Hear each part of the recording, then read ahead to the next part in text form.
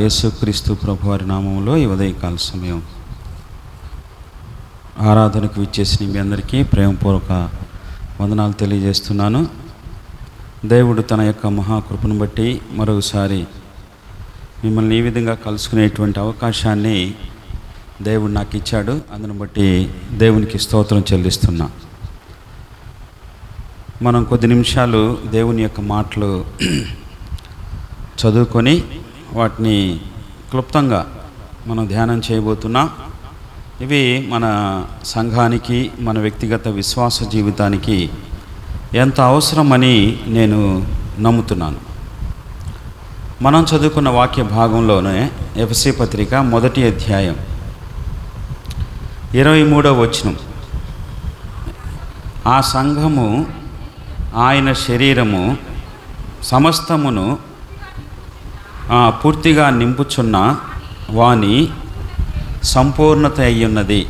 ఈ వాక్య భాగంలో సంఘము ఆయన శరీరము. ఈరోజు నేను చెప్పాలనుకున్నటువంటి అంశం ఏంటంటే, సంఘం అంటే ఏంటి, సంఘాన్ని గురించినటువంటి మన యొక్క ఉద్దేశాలు, సంఘాన్ని గురించి మన యొక్క ఆలోచన ఏ విధంగా ఉండాలి, బైబిల్ ఏం చెప్తుంది అని క్లుప్తంగా మీకు అర్థమవటానికి నేను ప్రయత్నం చేస్తాను. చిన్న ప్రార్థన చేద్దాం. మమ్మల్ని మిక్కిలిగా ప్రేమించిన మా ప్రియ పరలోకపు తండ్రి, మీకు స్తోత్రం చెల్లిస్తున్నాం. దేవుని సంఘము యొక్క నిజమైన భావాన్ని నీ బిడ్డలు గ్రహించి మరి ఎక్కువగా ఆ సంఘ పరిచర్యలో ముందుకు సాగిపోవటానికి కావలసినటువంటి సహాయము, కృప నీ బిడ్డలందరికీ దయచేయమని, నిలువబడినటువంటి నేను మీ మాటలు అందించుటకు నిష్ప్రయోజకమైన వాడిని, నా వల్ల ఎవరికి మేలు లేదు. మీ కుమారుడైన యేసుక్రీస్తు ప్రభువారి యొక్క వాక్యము పరిశుద్ధాత్మ ద్వారా ఈ బిడ్డలు గ్రహించినట్లుగా సహాయము దయచేయమని యేసుక్రీస్తు ప్రభువారి నామములో స్తోత్రము చెల్లించి ప్రార్థించి అడిగి వేడుకొనుచున్నాము తండ్రి, ఆమేన్. క్రీస్తునందు ప్రియులారా, బైబిల్ గ్రంథంలో సంఘాన్ని గురించి ఒక 7 పోలికలు ఉన్నాయి. పోలికలు అంటే మనం పోల్చుకుంటాం మన పిల్లల్ని. చందమామ చల్లన అంటాం. మనం చందమామ దగ్గరికి ఏం పోలా, కాకపోతే చందమామలో ఉన్న వెన్నెల చల్లగా ఉంటుంది. వెన్నెల చల్లగా ఉన్నప్పుడు కురిసే మంచు ఇంకా చల్లగా ఉంటుంది. మన పిల్లల్ని ఏమంటాం, అచ్చం మీ నాన్నలాగున్నావే అంటాం, మీ అమ్మలాగున్నావే అంటాం. అట్లానే బైబిల్ గ్రంథంలో ఉన్నటువంటి దేవుని మాటలను దేవుడు మనకు అర్థమయ్యేటట్టు వ్రాయటానికి ఆయన కొన్ని విధానాలుగా చెప్పాడు. పోలికతో పోల్చి చెప్పాడు, ఉపమానాలతో చెప్పాడు, చిన్న చిన్న కథలతో చెప్పాడు, అదేవిధంగా లోతైన మర్మాలతో చెప్పాడు. అసలు వీటన్నిటినీ మించి యేసుక్రీస్తు ప్రభువారే ఆయన జీవితం ద్వారా బోధించాడు. బోధ 2 రకాలు. ఒకటి నోటి ద్వారా చెప్పేది, 2 జీవితం ద్వారా చెప్పేది. మనం జీవిస్తూ ఉంటేనే వారు నేర్చుకుంటారు. కాబట్టి క్రైస్తవుడు చర్చికి వచ్చేవాళ్ళు చాలా తక్కువ మాట్లాడాలి. ఎంత తక్కువ మాట్లాడితే అంత మంచిది. మన జీవిత విధానాన్ని చూసి ఎదుటి వాళ్ళు నేర్చుకోవాలి. ఇక్కడ ఈ భాగంలో మీరు దేవుని సంఘానికి వస్తున్నారు.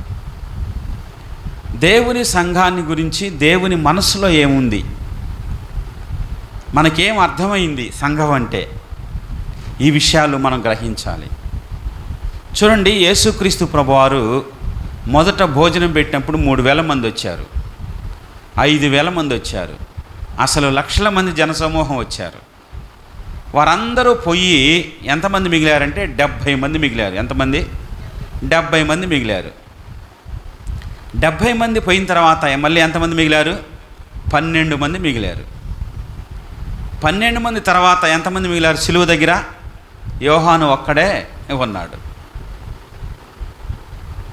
యేసుక్రీస్తు ప్రభువారు పని చేయడానికి ఎంతమంది కావాలి? 1000 మంది కావాలా?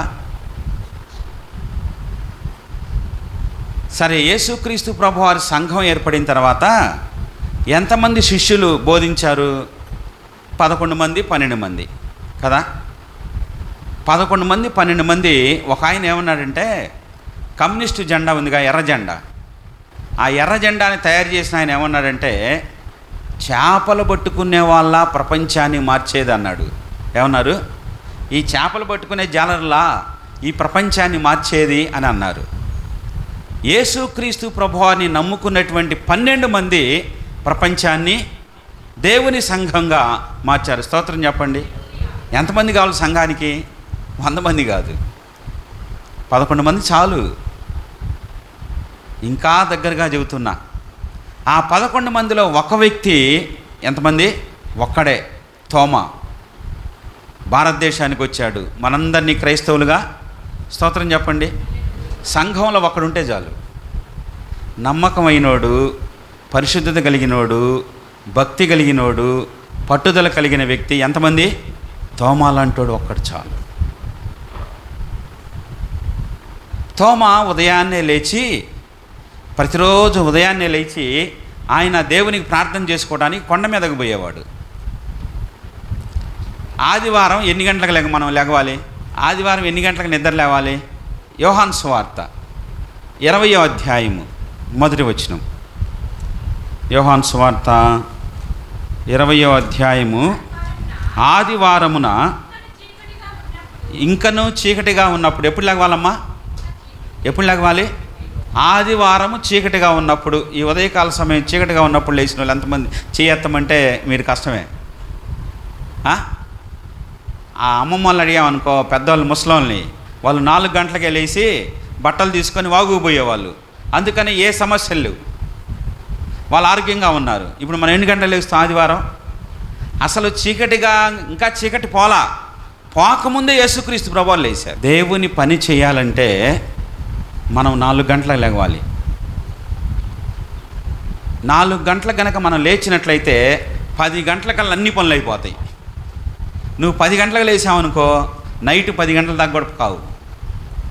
ఆదివారం ఎన్ని గంటలకు లేచాడంటే యేసుక్రీస్తు ప్రభువారు చీకటి పడకముందే లేచాడు. ఆయన సమాధిని జయించి తిరిగి వచ్చాడు. ఆయన చూడండి, లూకాసు వార్త 4వ అధ్యాయం 17వ వచనం. ప్రవక్త అయిన యెషయా గ్రంథము, ఆయన మందిరానికి వచ్చాడు. మందిరానికి రాగానే ఆయన చేతికి ఏమిచ్చారు? బైబిల్ ఇచ్చారు. ఏమిచ్చారు? మందిరానికి వచ్చే వాళ్ళందరికీ బైబిల్ ఉండాలి. ఆదివారం పెందలకళ్ళు లెగవాలి. నెంబర్ 2, యేసుక్రీస్తు ప్రభువారే బైబిల్ తీసుకున్నాడు. చాలామంది మందిరానికి రావడానికి, బైబిల్ పట్టుకొని రావడానికి సిగ్గుపడతారు. కొంతమంది బాగా చుట్టి ఒక సంచిలో తెచ్చుకుంటారు. కొంతమంది చిన్న బైబిల్ జేబులో పెట్టుకొని వస్తారు. బైబిల్ని మనం మోయటం కాదు, బైబిలే మనల్ని మోసిద్ది. బైబిల్ని ఎప్పుడైతే నువ్వు పట్టుకొని వస్తావో, నువ్వు భారం కాదు బైబిల్కి, బైబిల్ మన జీవితాన్ని మోసిద్ది. కాబట్టి ఆదివారం మనం ఉదయాన్నే లెగవాలి.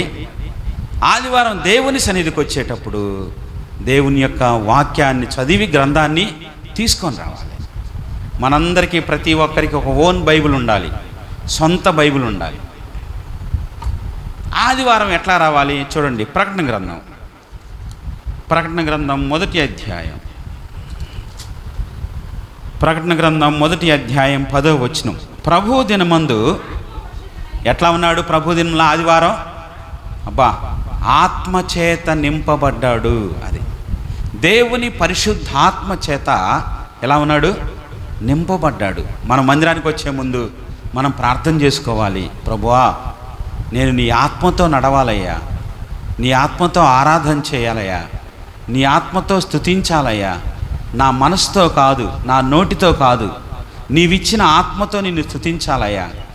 ఆత్మచేత నింపబడాలి. అది మీకు ఆత్మచేత నింపబడాలి అంటే మీకు అర్థం కాకపోవచ్చు. నా చేతిలో పెన్ను ఉంది కదా, దీంతో ప్రకాష్ అని రాశాను అనుకోండి, ప్రాణే రాసిద్దిగా, కారాయిదిగా. ఆకాష్ అని రాసి ఆనే రాసిద్ది, పారాయిదిగా. మనము దేవుని యొక్క ఆత్మ చేతిలో ఉంటే దేవుడు మనల్ని వాడుకుంటాడు. పెన్ను నేను, చెయ్యి దేవుడు. దేవుని చేతిలో మనం ఎప్పుడైతే ఉంటామో అప్పుడు మనల్ని దేవుడు ఆత్మ ద్వారా, అది మనలో శరీరం ఉంది, ప్రాణం ఉంది, మనలో ఉన్న ఆత్మే దేవునికి కావాలి. మనలో ఉన్న ఆత్మతో దేవుడు మాట్లాడతాడు, మనలో ఉన్న ఆత్మని దేవుడు వెలిగిస్తాడు. కాబట్టి ఆదివారం దేవుని సన్నిధికి వచ్చే ముందుగా మనం వాక్యం చదువుకొని ప్రార్థన చేసుకొని వస్తే ఈ పెన్నును మన చేతులు ఏ విధంగా అయితే వ్రాయబడుతుందో ఆ విధంగా దేవుని హస్తాల్లో నీవు ఉంటావు. ఆ విధంగా చేసే ఆరాధన దేవునికి ఇష్టం, సంతోషం. కాబట్టి ఆదివారము ఎంత ప్రాముఖ్యమైంది.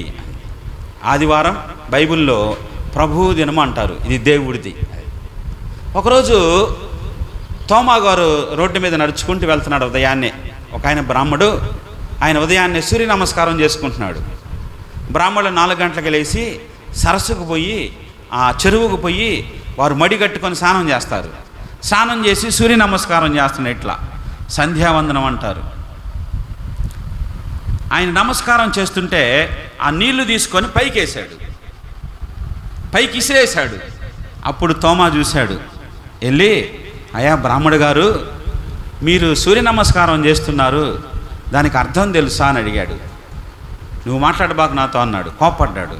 లేదండి, మీ దేవుడిని మీరు పూజ చేశారు, మీ దేవుడిని మీరు ఆరాధించారు, నీరు తీసుకొని పైకేశారు. నా దేవుడిని కూడా ఆరాధన చేస్తా, నన్ను ఆ చెరువులోకి రమ్మంటారా అంటే సర్రా చూద్దామన్నారు. తోమా గారు ఒక పక్క, ఆయన ఒక పక్క, ఇద్దరు నీళ్లు తీసుకున్నారు. తోమా గారు యేసుక్రీస్తు ప్రభువారికి ప్రార్థన చేసి ఈ నీటిని చేతిలో పట్టుకొని వాటిని పైకి విసిరేశాడు. ఎప్పుడైతే తోమా గారు పైకి విసిరేశాడో ఆ నీటిని, అవి కింద పడేటప్పుడు నీరులాగా పడలేదు, అవి పువ్వుల్లాగా పడినాయి. పువ్వుల్లాగా పడి బ్రాహ్మడు ముందు ఉండంగానే బ్రాహ్మడు ఆశ్చర్యపోయాడు. నేనేసిన నీళ్ళేమో నీళ్ళలా కింద పడి, నువ్వేసిన నీళ్ళేమో పువ్వుల్లాగా, తామర పువ్వుల్లా కింద పడి, నీ దేవుడు గొప్పవాడు, నీ దేవుడిని నేను నమ్ముకుంటాను. మొట్టమొదట బ్రాహ్మడు మారాడు. కాబట్టి దేవుని సేవకి, సంఘానికి ఎంతమంది కావాలంటే ఒక్కడు చాలు. పరిశుద్ధత కలిగినవాడు, ప్రార్థించేవాడు, దేవునికి ఇష్టమైన వాడు ఒక్కడుంటే చాలండి, దేశాన్ని మార్చచ్చు. నా తండ్రి చనిపోయినప్పుడు నేను అనుకున్నాను, నేను మా నాన్న చాలా ఫ్రెండ్స్. బాగా నాకు పని నేర్పించింది ఆయనే, చదువు చెప్పించింది ఆయనే, నన్ను బాగా పెంచింది ఆయనే. మేమిద్దరం ఫ్రెండ్స్ లాగా ఉండేవాళ్ళం. మా నాన్న చనిపోయినప్పుడు నేను చాలా బాధపడ్డా, చాలా ఏడ్చా, చాలా దిగులు పడ్డా. నాకు మా నాన్నకున్న సంబంధాన్ని బట్టి నేను ఆ సమాధిని విడిచి రాలేకపోయా. మా నాన్న సమాధి చేసి తిరిగి వచ్చేటప్పుడు అందరిని వెళ్ళిపోమన్నా. నేను ఆ సమాధి మీద పడి ఏడుస్తున్నా. అయ్యో, నన్ను పెంచిన తండ్రి, నన్ను పోషించిన తండ్రి, నాకు అన్నీ ఇచ్చినటువంటి తండ్రి లేడని ఏడుస్తున్నా. ఎంతగా ఏడుస్తున్నానంటే ఇక నాకు ఎంతగా ఏడవాలనిపిస్తుందో, ఏడుపులో అంత సంతోషాన్ని, అంత బాధను అనుభవిస్తున్నా. అప్పుడు దేవుడు నాతో మాట్లాడాడు. అప్పుడు దేవుడు నాతో ఏం మాట్లాడాడంటే, నిన్ను కన్న తండ్రి చనిపోతే అంత బాధపడుతున్నావే, నిన్ను బతికించిన తండ్రి నేనున్నానుగా అన్నాడు. స్తోత్రం చెప్పండి. నన్ను కన్న తండ్రి చనిపోయాడు, కానీ నిజమైన పరమ తండ్రి బతికే ఉన్నాడు. కాబట్టి ఇక ఆ రోజు నా కళ్ళమిటి నీళ్లు వెనక్కిపోయినాయండి, దుఃఖం పోయింది. వెంటనే సమాధి మీద నుండి లేచాను. జీవితంలో ఇంకెప్పుడు దుఃఖపడలేదు. దేవుని స్తోత్రం చెప్పండి. ఒక్కడు చాలు. దేవుని యందు విశ్వాసం ఉంచి దేవుని కొరకు జీవించే ఒక్క వ్యక్తి చాలు సంఘానికి. దేవుడు ఆ సంఘాన్ని బహుగా వాడుకుంటాడు. అప్పుడు నేను ప్రార్థన చేసిన తర్వాత మా పాస్టర్ గారు చెప్పాడు, దేవుడు నీకు వాక్యవరం ఇచ్చాడు, నువ్వు వెళ్ళు, నువ్వెక్కడైనా కానీ దేవుడు నిన్ను వాడుకుంటా అన్నాడు. కాబట్టి మనం ఎప్పుడైతే ప్రభు మీద ఆధారపడతామో సంఘంలో ఒక్కరు చాలు. ఇప్పుడు నేను ఆ సంఘాన్ని గురించి క్లుప్తంగా కొన్ని విషయాలు చెప్తాను. బైబిల్లో సంఘము అనేది దేంతో పోల్చబడింది అంటే చూడండి, మత్తయి సువార్త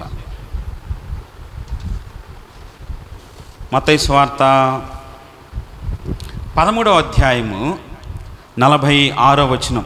ఒక ముత్యముతో పోల్చబడింది. దేంతో? సంఘాన్ని దేంతో పోల్చాడు? ఒక ముత్యముతో పోల్చాడు. అసలు సంఘము అంటే ఏంటి? ఫస్ట్ మనం సంఘం అంటే ఏంటో తెలుసుకుందాం. ఏంటి సంఘం అంటే? ఈ గోడల? ఏంటి సంఘం అంటే? ఈ మైక్ సిస్టమా? లేకపోతే చర్చికి పెట్టిన పేరా సంఘం అంటే? ఏంటమ్మా సంఘం అంటే? కొరింథీయులకు రాసిన మొదటి పత్రిక 1వ అధ్యాయం 2వ వచనం. కొరింథీయులకు రాసిన మొదటి పత్రిక, కొరింథీలో ఉన్న దేవుని సంఘమునకు, అనగా క్రీస్తు యేసునందు పరిశుద్ధపరచబడిన వారై పరిశుద్ధులుగా ఉండుటకు.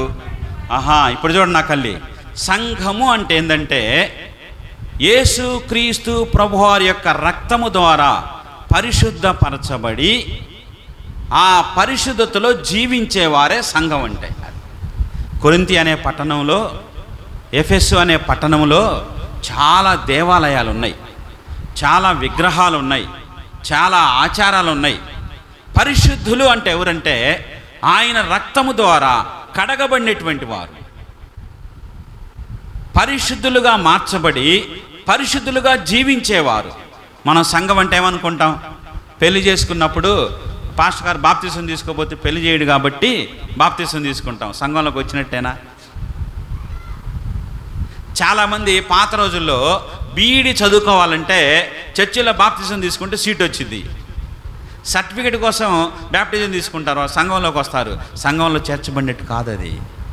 చాలామంది దగ్గరగా ఉందిలే, దూరంగా ఉందిలే, వెళ్దామని అనుకుంటారు. అది కాదు సంఘం అంటే.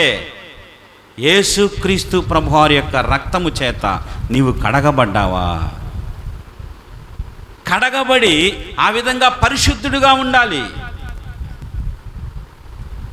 ఎవరైతే పరిశుద్ధులో వారే దేవుని సంఘం. 100 మంది వచ్చారనుకోండి, వారిలో 2 పరిశుద్ధులైతే 2, 3 పరిశుద్ధులైతే 3. ఎందుకని పరిశుద్ధత కావాలి అమ్మా?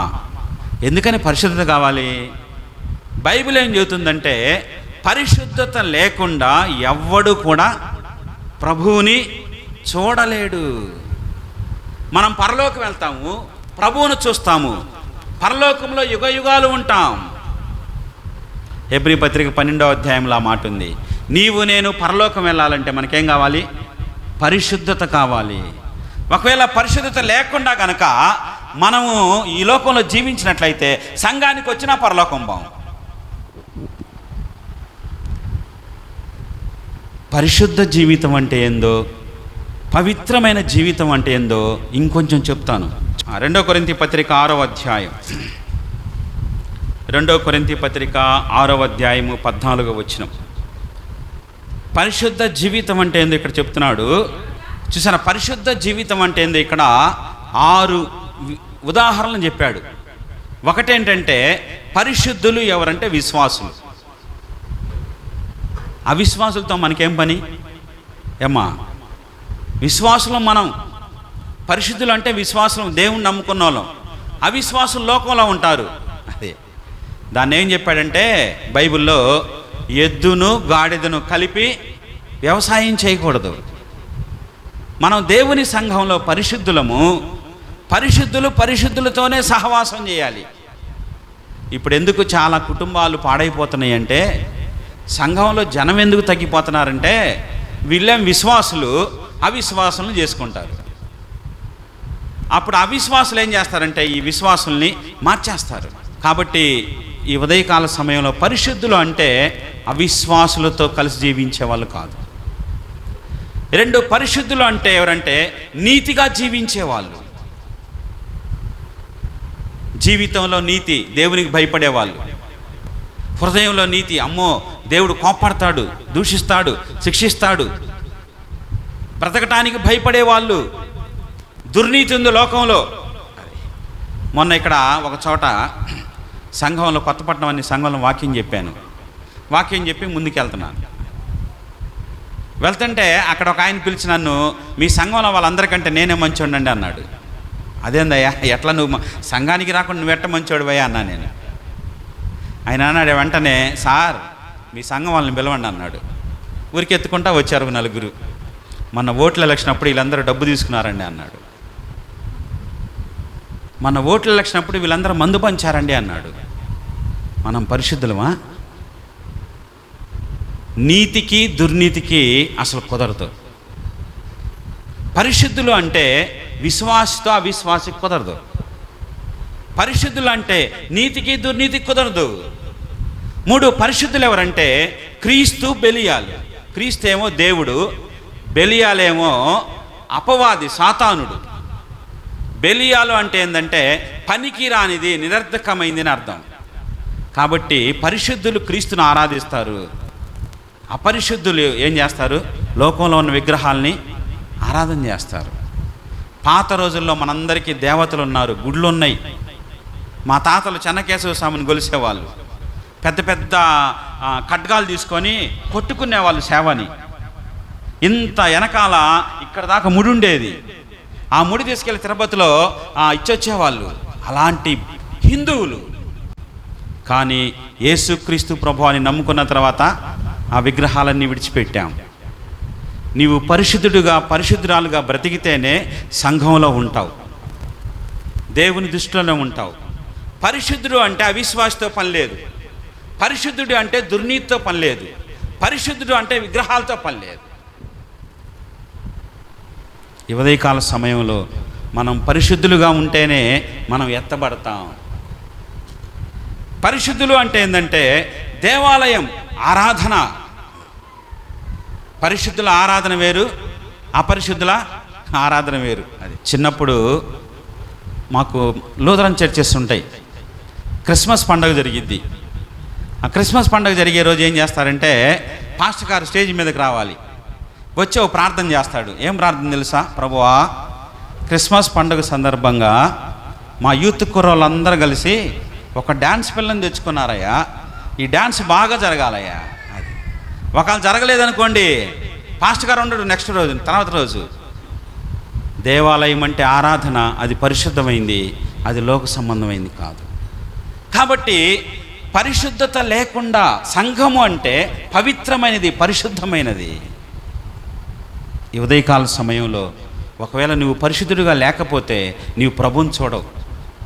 ఎంత డబ్బులు ఇచ్చినా కానీ, ఎన్ని రకాలుగా సహకరించినా కానీ నీ హృదయము, నీ మనస్సు, నీ మనస్సాక్షి, నీ జీవితం ఆయన రక్తములో కడగబడిందా? కాబట్టి సంఘాన్ని ఆయన దేంతో పోలుస్తున్నాడంటే ఇక్కడ ముత్యముతో పోలుస్తున్నాడు. దేంతో అమ్మా? ఒకప్పుడు మన పల్లెటూరులో ముత్యాల దండలని తెగ అమ్మేవాళ్ళు. ఇప్పుడు మరి అమ్ముతున్నారు లేదు. ముత్యాలు అందరికీ ఇష్టం. దేవుడు సంఘాన్ని ఒక ముత్యముతో పోల్చాడు. ముత్యానికి ఏముంటుందండి? ఏముంటుంది? అందం ఉంటుంది. అది దేవుని సంఘం కూడా ఎప్పుడు చక్కగా అందంగా ఉండాలి. దేవుని సంఘంలో ఎట్లా పడితే ఆ విధంగా వస్తువులు ఉండకూడదు. దేవుని సంఘంలో కొంతమంది మంచం వేసి పడుకుంటారు, కొంతమంది చాపేసి పండుకుంటారు, కొంతమంది దేవుని సంఘానికి అందాన్ని ఇవ్వరు. అంతకంటే ముఖ్యంగా మనందరము కూడా ఎంతో అందంగా ఉండాలి. ఏంటి దేవుని సంఘానికి అందం? దేవుని సంఘానికి సౌందర్యం ఏమిటి? దేవుడు సంఘాన్ని ముత్యముతో పోల్చినప్పుడు ఆ ముత్యములో ఉన్న అందం ఏమిటి?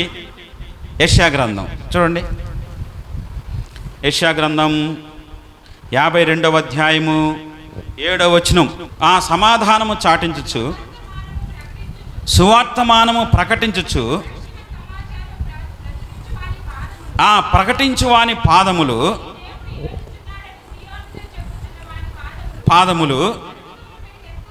అబ్బా, దేవునికి స్తోత్రం చెప్పండి. చూడండి నా కళ్ళే. సంఘానికి అందం ఏంటంటే సువార్త చెబుతారే వాళ్ళ పాదాలండి. దేవుని సంఘంలో నిలబడి, రోడ్డు మీద నిలబడి సువార్త పాట పాడతారే వాళ్ళ పాదాలు సంఘానికి అందం. దేవుని మాటలు సంఘంలో నిలబడి చెబుతారే వారి పాదాలు. నీవు ఇంటి పక్కన కూర్చొని మీ అక్కతో, మీ చెల్లెలతో, మీ అమ్మతో, మీ నాన్నతో దేవుని మాటలు చెబుతావే, నీ పాదాలు. ఈ ఉదయకాల సమయంలో సంఘము ముత్యముతో పోల్చబడింది. ఈ ముత్యానికి ఉన్న లక్షణం ఏమిటంటే అందం, సౌందర్యం. నువ్వెట్లా ఉన్నావు? దేవుడికి ముత్యంలాగా ఉన్నావు. నువ్వెట్లా ఉన్నావు? దేవుని మనసులో ముత్యంలాగా అందంగా ఉన్నావు. ఎందుకనంటే నువ్వు సువార్త చెబుతావు, ప్రజలకి సువార్త ద్వారా పాడతావు. మా గ్రామంలో ఒక ఆయన ఉన్నాడు, ఆయన అబ్రాహం గారు. పాలు అమ్ముతాడు ఆయన. పాలో ఎమ్మ పాలు, దేవుని కృపలో పాలు అని పాడతాడు ఆయన. ఒక సంఘాన్ని కట్టాడు చౌదరీల మధ్య. ఆయన పాదాలు సుందరమైనవి.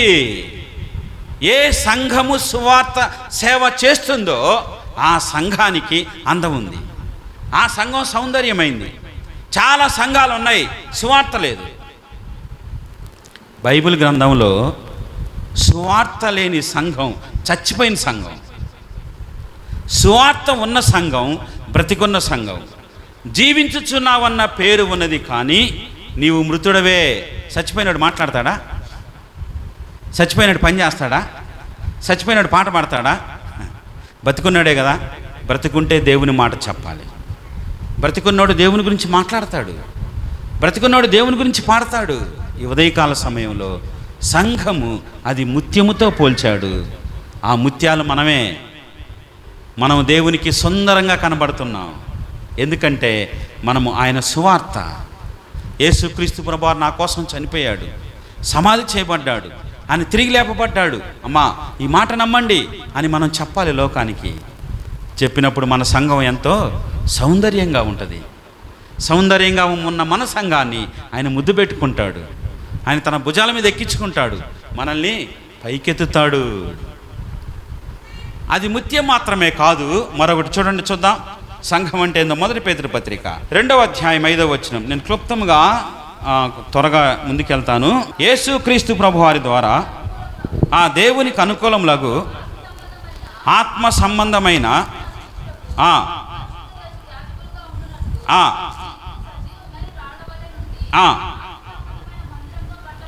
అది సంగతి. ఇక్కడ మనం చూసినట్లయితే ఆత్మ సంబంధమైనటువంటి మందిరంగా అని ఉంది. ఇక్కడ ఇంగ్లీష్లో ఏముందంటే ఇల్లులాగా, హౌస్ ఆఫ్ గాడ్ అంటారు.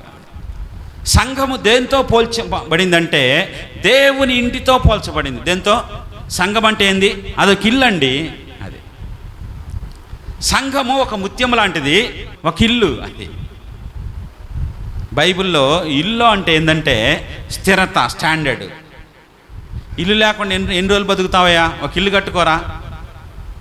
ఇల్లు లేకుండా, స్థలం లేకుండా ఎన్ని రోజులు ఉంటావు? వాడు ఇల్లు కట్టుకున్నాడా, స్టాండ్ అయ్యాడండి అంటారు. ఇల్లు కట్టుకున్నాడా, స్థిరపడ్డాడని అంటాడు. ఈ ఊరు నుంచి ఆ ఊరు పోయాడు, ఇల్లు కట్టుకున్నాడు, ఇంక ఇక్కడికి రాడలే అంటాం. అంటే ఇల్లు దేనికి గుర్తు?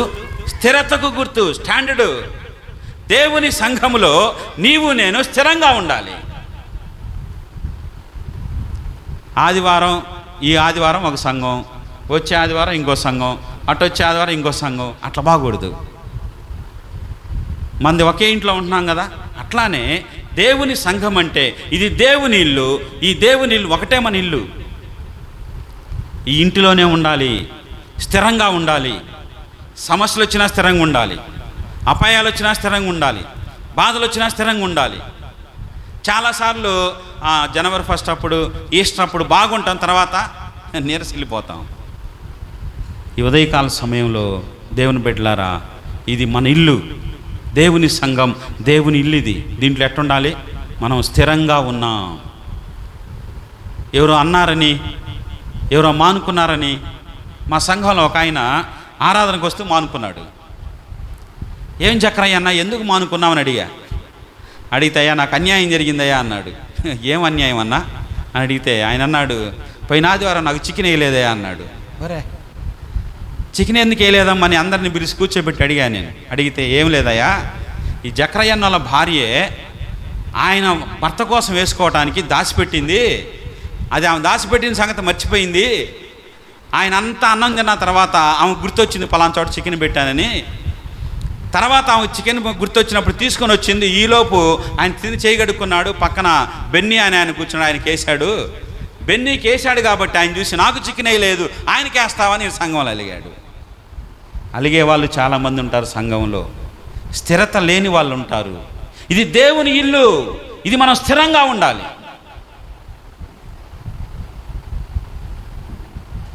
మొదటి కొరింథీ పత్రిక చూడండి, 15వ అధ్యాయం 58వ వచనం. కాగా నా ప్రియ సహోదరులారా, మీ ప్రయాస ప్రభువునందు వ్యర్థము కాదని ఎరిగి ఎట్లా ఉండాలి? 157వ పేజీ క్రొత్త నిబంధనలో. బైబిల్ అందరూ తీయండి. క్రొత్త నిబంధనల 157వ పేజీ పై భాగంలో, కాగా నా ప్రియ సహోదరులారా, మీ ప్రయాస ప్రభువునందు వ్యర్థము కాదని ఎరిగి ఎట్టుండాలమ్మా? స్థిరంగా ఉండాలి, కదలని వారుగా ఉండాలి. ప్రభు కార్యాభివృద్ధి యందు అదండి ఎప్పటికీ ఆసక్తిగా ఉండాలి. అది దేవుని పని చేయటంలో ఎప్పటికీ ఆసక్తి ఉండాలి. అదే స్థిరత అంటే. మీటింగ్ పెడతావా? నేను వస్తా. ప్రార్థనకు పోదాం? నేను వస్తా. పని చేస్తా? నేను వస్తాను. ఎప్పటికీ ఆసక్తి ఉండాలి. స్థిరంగా ఉండటం అంటే ఏంటంటే దేవుని పనిలో మనం ఆసక్తిగా ఉండాలి. ఈ ఉదయకాల సమయంలో దేవుని సంఘం అంటే అది దేవుని ఇల్లు, అది స్థిరమైనది. మనం చదువుకున్న ఎఫెసీ పత్రిక ఎందుకు రాశాడు అంటే, ఆయన ఎందుకు ఎఫెసీలకు రాశాడంటే ఆ పత్రిక, వారేమనుకుంటున్నారంటే దేవుని సంఘం అంటే ఇక్కడే కదా, ఈ బల్లే కదా, ఈ పాత్రే కదా, ఈ మనుషులే కదా అనుకుంటున్నారు వాళ్ళు. మనం కూడా అనుకుంటాం కదా, దేవుని సంఘం అంటే ఏముంది, ఇక్కడే కదా, మన కంటికి కనపడే వాళ్ళేగా, వీళ్ళు మాట్లాడే మాటలేగా అని మనం అనుకుంటున్నాం. వాళ్ళు కూడా అంతే అనుకున్నారు. ఎఫెసీ పట్టణంలో ఉన్న విశ్వాసులు కూడా అంతే అనుకున్నారు.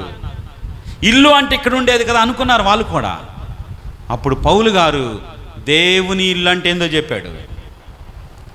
అసలు మనం చేసే ఆరాధన, మనం పాడే పాటలు భూమి మీద కాదు. చూడండి 2వ అధ్యాయం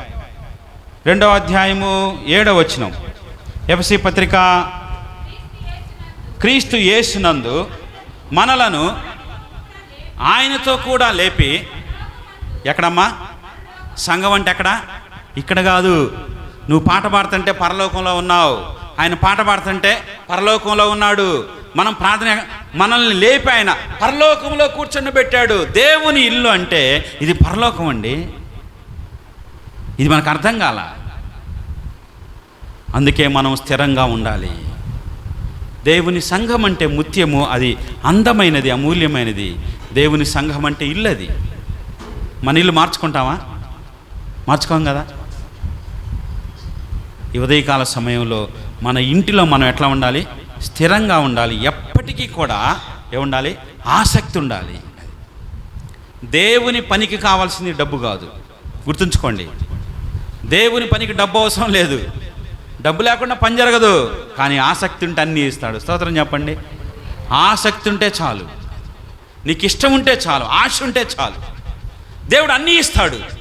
ఆశ లేకపోతే ఎన్నున్నా పని చేయలేవు. ప్రభు వచ్చేంత వరకు కూడా వినాలి సంఘం. ప్రభు వచ్చేంత వరకు కూడా మన ఆశ ఉండాలి. దేవుని ఇంటిలో మనం స్థిరంగా ఉండాలి. ఆదివారం సమయానికి రావాలి, బుధవారం సమయానికి రావాలి, శనివారం సమయానికి రావాలి. ఈ రోజుల్లో పనులు పెద్ద పనులేమి లేవండి. ఎంతసేపు చేసినా కానీ 3-4 గంటలే, అంతమించి పనులు లేవు. పాత రోజుల్లో అయితే నడవాలి, పాత రోజుల్లో అయితే చాలా దూరం పోవాలి. ఇప్పుడు అన్నీ ఏమి లేవు. మీరు ఫోనుల్లో ఆటలు, పక్కన వాళ్ళతో మాటలు తగ్గించుకుంటే దేవుని సంఘంలో చాలా చక్కగా ఉపయోగపడతారు. కాబట్టి ఉదయకాల సమయంలో దేవుని సంఘం అంటే అది కుటుంబం. దాంట్లో మీరు స్థిరంగా ఉండాలి. వచ్చేవారం ఎన్ని గంటలకు వస్తారు? ఏమా ఎన్ని గంటలకు వస్తారు? ఆదివారం ఉదయాన్నే లెగవాలి, పెందల కన్నే లెగవాలి సమయానికి. అది స్టాండర్డు. అక్క 10 గంటలకల్లా వచ్చిందండి. 10 గంటలకల్లా వచ్చిందంటే మనం గడియారం చూడాలి. గడియారంలో 10 అయిందో లేదో కానీ ఆ మాత్రం వచ్చింది. ఆమె వచ్చిందంటే 10 అయినట్టే. స్టాండర్డ్ ఉండాలి, స్థిరంగా ఉండాలి. చూడండి, మొదటి ప్రకటన గ్రంథం 2వ అధ్యాయము 1వ వచనం. దేవుని సంఘం అంటే అక్కడ మరొక విషయం చెబుతున్నాడు. ఎఫెసులో ఉన్న సంఘపు దూతకి ఇలాగ వ్రాయుము, 7 నక్షత్రములు. ఆ సంఘము అంటే ఇక్కడ వినండి, దీపము. చెప్పండి, సంఘం అంటే ఏంటి? దీపం అండి. అబ్బా, ఒక ఇంట్లో ఏముండాలి? దీపం ఉండాలి. దీపం పెట్టండి రా. దేవుని సంఘం అంటే ముత్యము. ఆ ముత్యమును కాపాడుకోవటానికి ఒక ఇల్లు ఉంది. ఆ ఇంట్లో ఏముండాలి? దీపం ఉండాలి. దీపం దేనికి? దీపం దేనికి సాదృశ్యం? వెలుగుకు సాదృశ్యం. అబ్బా, అది దేవుని సంఘం ఎలాంటిది? అది దీపం లాంటిది. ఈ ఉదయకాల సమయంలో మన ఎవరు? దీపాలం, వెలుగుచున్న దీపాలం. దేవుడు మొట్టమొదట ఏం చేశాడు? మన ఆత్మను వెలిగించాడు. నా దీపమును వెలిగించిన వాడవు నీవే అని దావీదు పాట పాడాడు. దేవుని నమ్ముకోవటం అంటే ఏంది? ఎప్పుడైతే మనం ప్రభువుని అడుగుతామో, ప్రభువా నా పాపాలు క్షమించయ్యా, నా పాపాలు క్షమించని ప్రార్థన చేస్తామో కన్నీటితో, అప్పుడు దేవుని యొక్క ఆత్మ నాలోనికి వచ్చి చనిపోయినటువంటి నా ఆత్మను వెలిగించిద్ది. ఆయన ఆత్మ నాలోనికి వచ్చినప్పుడు జీవం వచ్చిద్ది. ఆ జీవమే వెలుగు. ఆయనలో వెలుగుండెను, ఆ వెలుగు లోకానికి జీవమై ఉండెను. యేసుక్రీస్తు ప్రభువారు ఎవరిలోకైతే వస్తారో వారిలో ఆత్మ వెలిగించబడిద్ది. ఒక్కసారి ఆత్మ వెలిగించబడిందంటే ఇక దానికి మరణం లేదు. అది అందుకే నీ ఆత్మ చనిపోయిందా, వెలిగించబడిందా? మనలో ఉన్న ఆత్మ వెలిగించబడినప్పుడు మనం దీపాలం, ఆత్మ సంబంధమైన దీపాలం. దేవుని సంఘము దీపంతో పోల్చబడింది. మనం వెలుగు బిడ్డలం, వెలుగు సంబంధులం, లోక సంబంధులం కాదు, చీకటి సంబంధులం కాదు, అపవాది సంబంధులం కాదు. మనం వెలుగు బిడ్డలం. ఏ బిడ్డలం? మనం వెలుగు బిడ్డలం. వెలుగు, లైట్. మనందరం లైట్. లైట్ ఉందా? లైట్ ఉందా మన దగ్గర? వెలిగిపోతుందా, ఆరిపోతుందా? నేను చెబుతాను చూడండి. ఎఫ్ఎస్సీ పత్రిక 5వ అధ్యాయం 8వ వచనం. ఇప్పుడైతే ప్రభువునందు వెలుగై ఉన్నారు, ఆ వెలుగు ఫలము ఏమ్మా వెలుగుతున్నామంటే అర్థం ఏందో తెలుసా? మనలో మంచితనం ఉండాలి. వెలిగితే వెలుగుతనము, సమస్త విధములైన మంచితనము, నీతి. ఇదండి వెలుగంటే. ఇది బైబిల్లో వెలుగంటే ఏంటంటే మంచితనం. వాడు మంచోడండి, అయిపోయి మంచోడు, చాలా మంచోడయ్యా. దేవుని బిడ్డలో మందిరానికి వచ్చేటువంటి వాళ్ళు, సంఘానికి వచ్చేవాళ్ళు, బైబిల్ తీసుకొని వచ్చేవాళ్ళు ఎవరు? వాళ్ళు వారు మంచోళ్ళు ఉండాలి, మంచి వాళ్ళు అయి ఉండాలి. ఎందుకంటే వారు వెలుగు సంబంధులు. వెలుగు. వారు చెడ్డోడంటే సాక్ష్యం లేదు. మనం మంచి కార్యాలు చేయాలి. చాలాసార్లు మనం దేవుని సంఘానికి వస్తాం కానీ ఎట్టబడితే అట్టుంటాం. చాలామంది ఏమంటారంటే morning prayer hall, evening cinema hall. Star, ఇంటి పైన స్టారు, ఇంట్లో బారు. నిజంగానే జరిగింది మా ఊరిలో. మా పాస్టర్ గారిని ఒక ఆయన క్రిస్మస్ పండుగకి అయ్యా వాకింగ్ చదువు కానీ రా అని పిలిచాడు. ఒక డాక్టర్ గారు, ఆయన పైన పెద్ద స్టార్ పెట్టాడు. పిలిచి లోపలికి వెళ్ళిన తర్వాత వాకింగ్ చెప్పిన తర్వాత పాస్టర్ గారు వెనకాలకి పోదాం రండి అన్నాడు. దేనికయ్యా అన్నాడు. భోజనం ఉందండి అన్నాడు. భోజనం మీద అన్ని రకాల బాటిల్స్ ఉన్నాయి. ఇదేందయ్యా బార్ పెట్టావంటే అప్పుడు ఆయన ఇంటి పైన స్టార్, ఇంటి లోపల బార్ అన్నాడు. నిజంగా జరిగింది ఇది. సంఘము దీపం. దీపం వెలగాలి. వెలిగితే మంచితనం రావాలి, నీతి రావాలి, పరిశుద్ధత రావాలి. అదండి వెలుగు. ఒక వ్యక్తి మంచితనం ఉంటే ఎంత వెలుగు, అతనికి ఎంత పేరు ఉంటుందో. ఒక వ్యక్తి నీతితో నింపబడి ఉంటే, నీతిమంతుడు అతను నీతిగా జీవిస్తాడు. ఆ వెలుగు ఎంత వెలుగు, అది ఆరిపోయేది కాదు. అది సత్యము.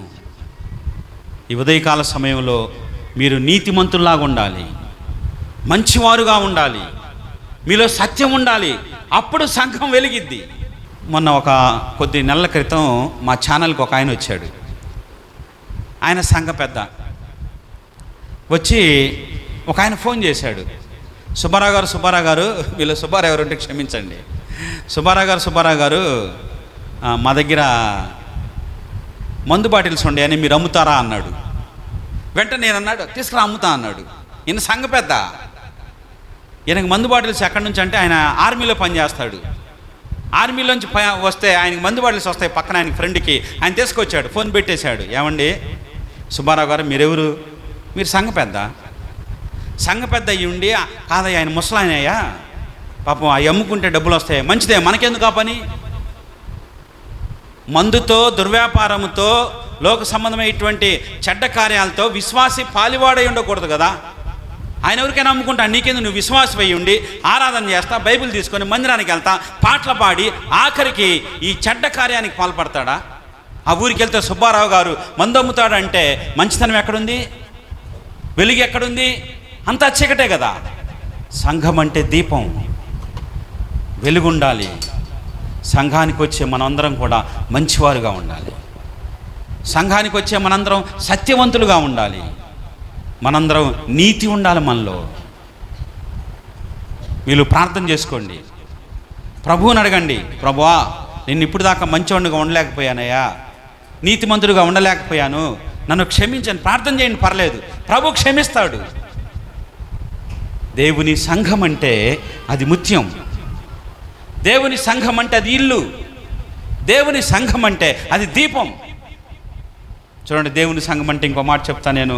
ఎఫెసీ పత్రిక 3వ అధ్యాయం 14వ వచనం చదవమ్మా. ఈ హేతువు చేత పరలోకమందును భూమి మీద ఉన్న సంఘం అంటే కుటుంబం. అది చాలమ్మా. సంఘం అంటే ఏంటి? కుటుంబం అండి ఇది. అది మీకు అర్థం అవ్వాలి ఈ మాటలు. మీరు అర్థమైతే ఎప్పుడు ఇక సంఘాన్ని విడిచిపెట్టరు, సంఘాన్ని తక్కువ చేయరు. దేవుని సంఘానికి ఎంత విలువ ఉందో మనకు అర్థమవుతుంది. దేవుని సంఘం అంటే అది కుటుంబం. అది కుటుంబంలో ముఖ్యమైనది ఏంటి? అనుబంధం, ఆప్యాయత. మా తమ్ముడండి, మా అమ్మాయి అండి, మా అక్కాయి అండి, మా చెల్లెలండి, మా బావగారండి. సంఘానికి ఏంటి? అనుబంధం, ఆప్యాయత, ప్రేమ, రక్త సంబంధం.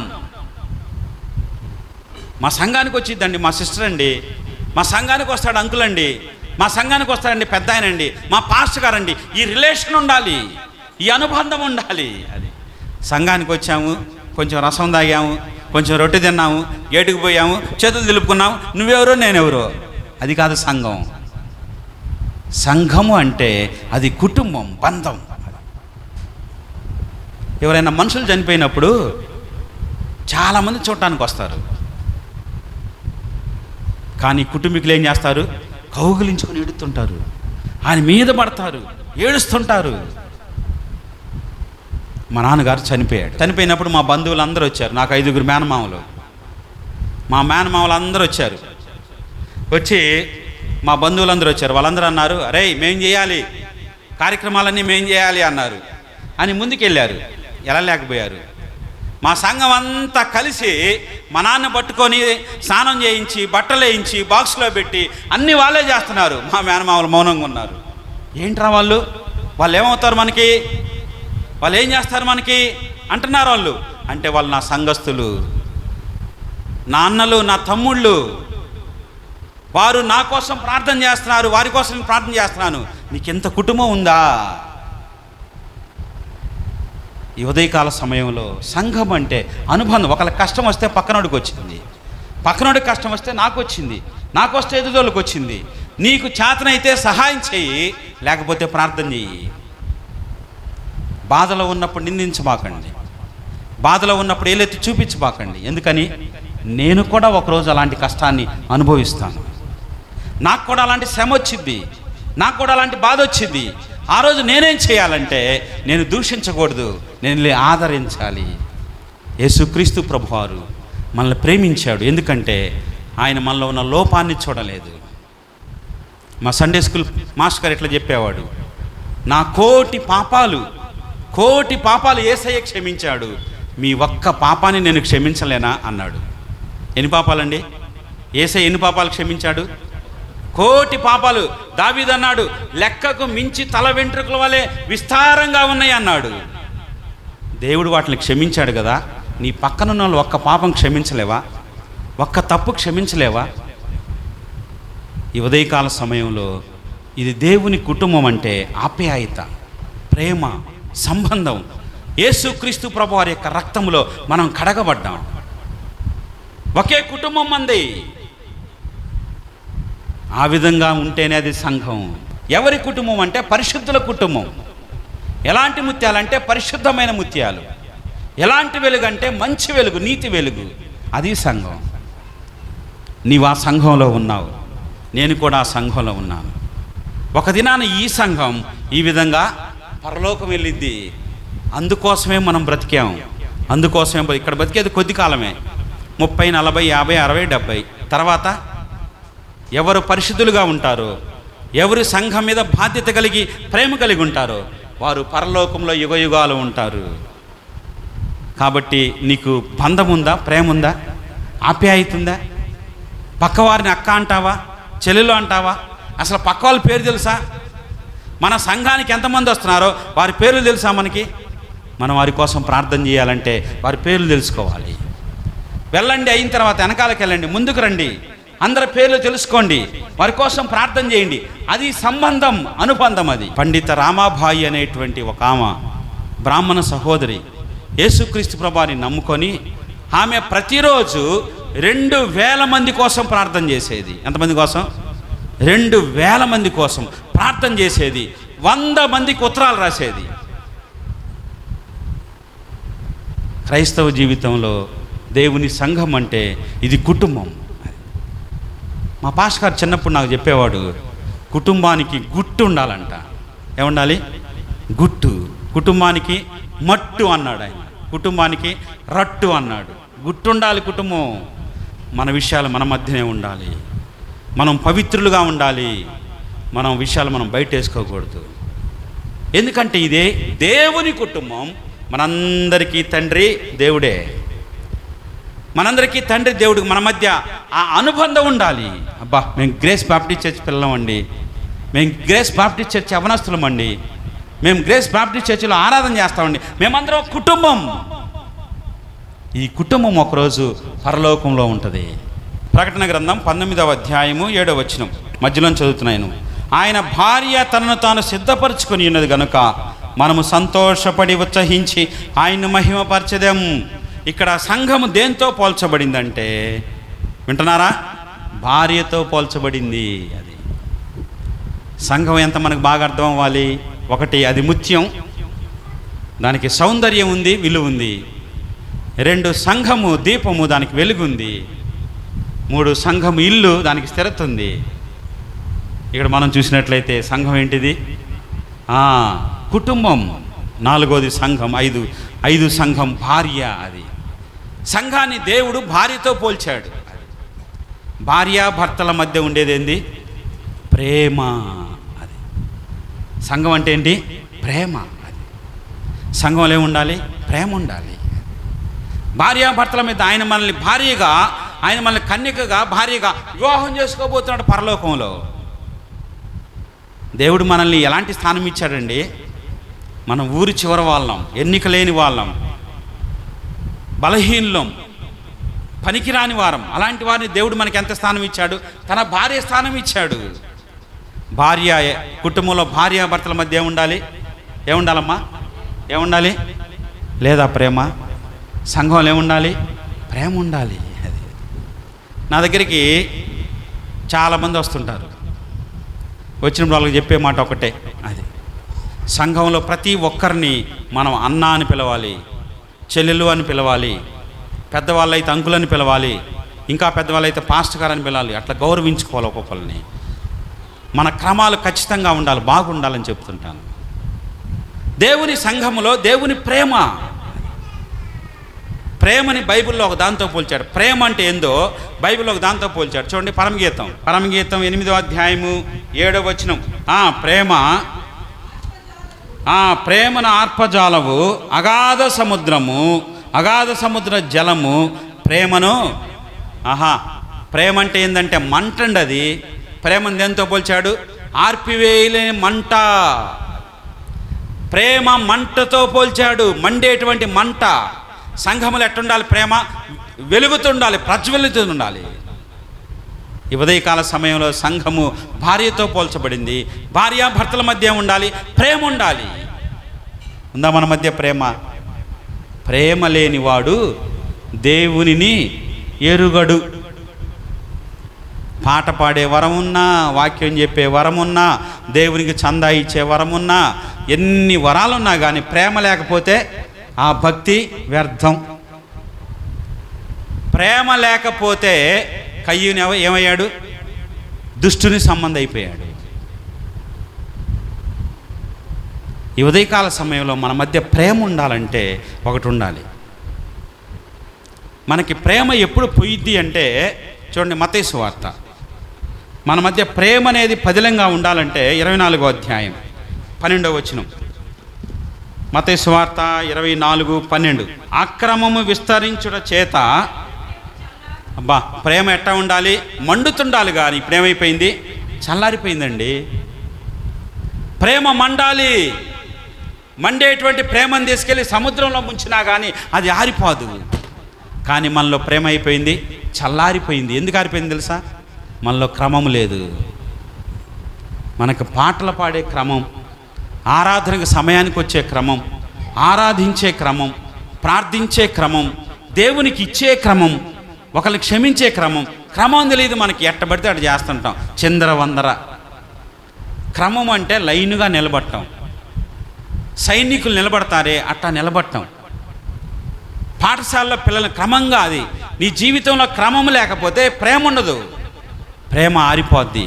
అది ఎందుకు క్రమం కావాలి అంటే, మనం ఎందుకు మొట్టమొదట పాట పాడుతున్నాము, ఎందుకు కీర్తనలు చదువుతున్నాము, ఎందుకు బల్లయిస్తున్నాము, ఎందుకు వాక్యం చెబుతున్నాము, ఈ క్రమం తెలియాలి మనకి. క్రమం తెలియకపోతే మనకి కొట్లాటలు వస్తాయి. అది ఈ ఉదయకాల సమయంలో ప్రియులారా నేర్చుకోండి, వాక్యం నేర్చుకోండి, ప్రార్థన నేర్చుకోండి, వాక్యక్రమం నేర్చుకోండి, సత్యం తెలుసుకోండి, ఆ సత్యంలో ఎదగండి. అప్పుడు మనలో ప్రేమ ఎక్కడికి పోదు. ఎందుకంటే ప్రేమ ఉంటే మనం అందరినీ క్షమిస్తాం. కాబట్టి సంఘము అంటే అర్థం ఏంటంటే భార్యాభర్తల మధ్య ప్రేమ ఉండాలి. యేసుక్రీస్తు ప్రభువారు తన సంఘాన్ని ఏం చేశాడు? ఆయన ప్రేమించాడు. ఆయన సంఘాన్ని ప్రేమించి సంఘం కోసం ప్రాణం పెట్టాడు. సంఘం కోసం ఆయన మరలా రాబోతున్నాడు. ఇప్పుడు మనం చదువుకున్న ఒక భాగం ఎఫెసీ పత్రిక 1వ అధ్యాయంలో ఆఖరి వచనంలో సంఘము అంటే అక్కడే ఉంది, ఆయన శరీరము. దేవునికి స్తోత్రం చెప్పండి. సంఘము అంటే ఆఖరిగా ఏంటంటే ఆయన శరీరము. అది శరీరానికి ఉండవలసిన మొట్టమొదటి ప్రాముఖ్యమైన లక్షణం ఏంటంటే ఐక్యత. ఏంటమ్మా? ఐక్యత. అది మెదడు ఉంది కదా, మెదడు. ఈ మెదడులో ఏదైనా ఒక నరం కనుక పక్కకు పోయిందనుకోండి, ఐక్యత పోద్ది. వెంటనే కాల్ చేయొచ్చి ఇట్లా పడిపోద్ది, ఐక్యత పోద్ది. ఈ గుండెలో ఏదైనా ఒక నరం కనుక పక్కకు పోయిందనుకో, ఆగిపోద్ది శ్వాస. దేవుని సంఘములో ప్రాముఖ్యమైనది ఏంటంటే ఐక్యత, ఐక్యత, ఐక్యత. మనందరం ఐక్యతగా ఉండాలి. మనందరం ఒకే మనసుతో ఉండాలి. మనందరిది ఒకే భావమై ఉండాలి. మనందరిది ఒకే ఉద్దేశమై ఉండాలి. ఒక మాట చెప్పి నేను ముగిస్తాను. చూడండి, ఎఫెసీ పత్రిక 4వ అధ్యాయం 4వ అధ్యాయము 2వ వచనం. కాబట్టి మీరు సమాధానమును బంధము చేత ఆత్మ కలిగించు ఐక్యతను కాపాడుకొనుట యందు ఏం కావాలమ్మా? అమ్మా ఏం కావాలి? ఐక్యత పోగొట్టుకోకుండా ఉండాలంటే మనకేముండాలి? శ్రద్ధ ఉండాలి. ఎవరైనా మనతో తగాదాడటానికి ఇష్టపడుతున్నారనుకోండి, ఏదైనా గొడవ అవుతుంది, వెంటనే వెళ్ళి అయ్యా బాబు, అయ్యా అట్లా కాదయ్యా, శ్రద్ధ ఉండాలి. ఎక్కడ పాడైపోతుందో, ఎక్కడ నష్టపోతున్నామో ఇంట్రెస్ట్ ఉండాలి. సంఘంలో ఎప్పుడూ కూడా ఐక్యత ఉండాలి. ఐక్యత ఉండాలి అంటే ఇంకోటి ఉండాలి. చదవండి అమ్మా. ప్రేమతో ఏముండాలయ్యా? సహించుకోవాలి. అది ఒకరినొకడు సహించుకోవాలి. మనలో ఐక్యత ఉండాలంటే బ్రదర్ పర్వాలేదు, సిస్టర్ పర్వాలేదు, అక్క పర్వాలేదు, అమ్మమ్మ పర్వాలేదు, నాయనమ్మ పర్వాలేదు, అయినా పర్వాలేదు, క్షమించుకోవాలి. క్షమాపణ లేకపోతే ఐక్యత ఉండదండి. దేవుని సంఘము శరీరము. ఆ శరీరములో అవయవాలన్నీ కూడా ఐక్యంగా ఉంటాయి. ఏ ఒక్కటి ఎక్కువ కాదు, ఏ ఒక్కటి తక్కువ కాదు. శరీరంలో ఏదన్నా ఈ చేతికి నొప్పి వచ్చింది అనుకోండి, బాధపడకుండా ఉంటామా? చిన్న ముళ్ళు గుచ్చుకుంటే కేకలేస్తాం. అది ఎందుకని? శరీరం అంతా ఒకటే, మనందరం ఒకటే. ఆయన శరీరము అన్నప్పుడు మనలో ఏముండాలి? ఐక్యత ఉండాలి. అది ఐక్యంగా పలకరించుకోవాలి. ఒకప్పుడు మేము మొట్టమొదటి చిన్నపిల్లలుగా ఉన్నప్పుడు ప్రభువు నమ్ముకున్న కొత్త దినాల్లో వందనాలు బ్రదర్ అని చెప్పి మేము కౌగిలించుకుని ఏడ్చుకునేవాళ్ళం. ఇప్పుడు అట్లా లేదు. ఎందుకంటే క్షమాపణ మనస్సు, సహించుకునే మనసు మనలో లేదు. ప్రభు చిత్తమైతే ఈసారి కొన్ని విషయాలు చెప్తాను. తల వంచండి, ప్రార్థన చేస్తాను. సంఘము పరిశుద్ధమైనది, కానీ నీవు పరిశుద్ధుడవా, పరిశుద్ధురాలవా? యేసుక్రీస్తు ప్రభువారి యొక్క రక్తములో నీవు కడగబడ్డావా? ఆయన యందు విశ్వాసం ఉంచావా? నీ పాపాన్ని ఒప్పుకున్నావా? యేసు రక్తము ప్రతి పాపముల నుండి మనల్ని విమోచించును. యేసుక్రీస్తు ప్రభువారి యొక్క రక్తము మనలను హిమము కంటే తెల్లగా చేయును. పరిశుద్ధత లేకపోతే నీవు సంఘంలో చేర్చబడవు. పరిశుద్ధత లేకపోతే నీవు ప్రభువుని చూడవు. ప్రభువుని అడుగు, ప్రభువా నేను పరిశుద్ధంగా జీవించాలయ్యా. సంఘము ముత్యము, సౌందర్యం ఉంది, అందంగా ఉంటుంది. నీవు దేవునికి అందంగా ఉంటున్నావా? దేవుడు నిన్ను ఇష్టపడతాడా? సువార్త ప్రకటించేవారిని దేవుడు ఇష్టపడతాడు. సంఘము ఇల్లు, అది స్థిరంగా ఉండాలి. స్థిరంగా ఉంటావా సంఘంలో? ఒక ఆదివారం నీళ్లు కొట్టుకోవాలని, మరొక ఆదివారం కారం కొట్టుకోవాలని, మరొక ఆదివారం బంధువులు వచ్చారని ఏదో నీకు ఇష్టం వచ్చినప్పుడు వస్తావా? స్థిరంగా సమయానికి రాలేవా? సంఘము దీపం, నీలో మంచితనం ఉండాలి. సంఘము కుటుంబం, నీలో అనుబంధం ఉండాలి, ఆప్యాయత ఉండాలి. మేము మాకందరికీ తండ్రి ఒక్కడే, ఆ తండ్రి బిడ్డలం అనేటువంటి మంచి సుగుణం ఉండాలి. సంఘము భార్య, ప్రేమ ఉండాలి. ఉందా నీలో ప్రేమ? సంఘము శరీరం, ఐక్యత ఉండాలి. మీరు ఎప్పుడైతే ఐక్యతగా ఉంటారో, ఎప్పుడైతే సమాధానముగా ఉంటారో, ఎప్పుడైతే ఒకే మాట మీద ఉంటారో, ఎప్పుడైతే ఒకే వాక్యం మీద ఉంటారో, అప్పుడు సంఘం వృద్ధి చెందిద్ది. ముగ్గురున్నారా? ముగ్గురు ఐక్యతగా ఉండండి. 10 మంది ఉన్నారా? 10 మంది ఐక్యతగా ఉండండి. 100 మంది ఉన్నారా? 100 మంది ఐక్యతగా ఉండండి. 100 మంది ఉండి ఐక్యత లేకపోతే ప్రయోజనం ఏమిటి? 10 మంది ఉండి ఐక్యత లేకపోతే ప్రయోజనం ఏమిటి? ఈ ఉదయకాల సమయంలో ఒక తీర్మానం చేసుకో. నీ మనసులో ఒక తీర్మానం చేసుకో. ప్రభువుకు ప్రార్థన చేయి. ప్రభువా, నేను ఈ గ్రేస్ బ్యాప్టిస్ట్ చర్చిలో నేను అందరితో సమాధానంగా ఉంటాను, అందరితో ఐక్యతగా ఉంటాను, మాలో ఐక్యతను కాపాడుకుంటాము, దీనికోసం నేను కష్టపడతాను, దీనికోసం నేను శ్రద్ధ చూపిస్తాను. ప్రార్థన చేస్తావా? దేవుడికి ఐక్యత అంటే ఇష్టం, దేవుడికి ప్రేమ అంటే ఇష్టం, దేవుడికి పరిశుద్ధత అంటే ఇష్టం. ఈ చిన్న చిన్న పనులే మనం చేయకపోతే దేవుని కొరకు పెద్ద కార్యాలు ఏం చేస్తాం? ఒక తీర్మానాన్ని నీ హృదయంలో కలిగి ఉండు. ప్రభువా, ఈ సంఘంలో మేమందరం కూడా ఐక్యతగా ఉంటాం.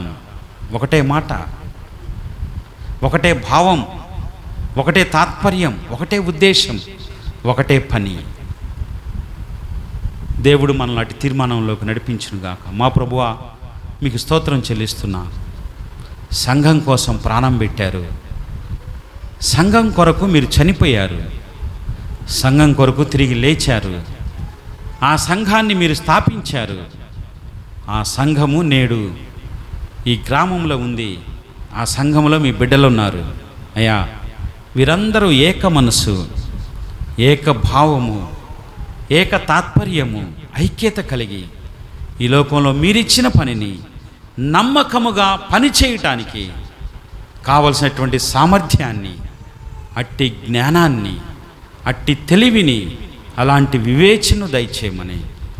ఈ సత్యాలు అర్థం చేసుకోవటం కష్టం, కానీ నీ బిడ్డలు గ్రహించినట్లుగా వారితో మాట్లాడమని, ముందున్న పరిచర్య కొరకు మమ్మల్ని సిద్ధపరచమని యేసుక్రీస్తు ప్రభువారి నామములో స్తోత్రము చెల్లించి ప్రార్థించి అడిగి వేడుకొనుచున్నాము తండ్రి. ఆమేన్. మీ అందరికీ వందనాలు.